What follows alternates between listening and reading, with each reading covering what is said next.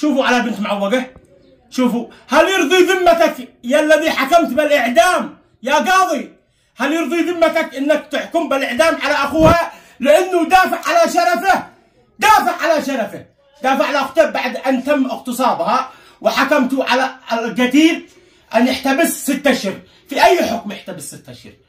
في أي حكم 6 أشهر؟ وخرج بعد 6 أشهر يشتي يعيد الحركة، قام يبز البنت من باب البيت ويشتي يغتصبها، وأخوها جاء قتله. والآن حكموا على الولد بإعدام. في أي حكم؟ في أي شرع؟ في أي شرع يا قاضي؟ الآن هذه الرسالة موجهة إلى القاضي وإلى القضاة جميعا. هل إذا اغتصبوا أختك أو اغتصبوا بنتك ما ردت فعلك؟ ما ردت فعلك؟ هذا تعتبر شرفي وشرفك وشرف الكل يمنية.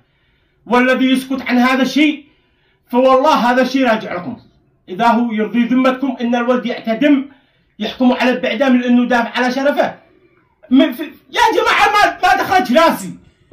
ما هكذا الناس يكونوا يصيروا يغتصبوا ويحتبسوا من 6 أشهر. هذا دافع على شرفه. وإذا كنت أنا في مكانه شاء قطعه، مش إلا شقتوا الرماية، شاء قطع. فكلنا أحمد، كلنا أحمد الولد الذي محكوم عليه بإعدام، والله إنه محكوم على الظلم قسما بالله، دافع على شرفه. وهذا موقف مشرف. القاضي الذي حكمت عليه بإعدام راجع حسابك اليوم الدنيا وخطوة آخرة. هذا قضية اغتصاب وخطف واغتصاب.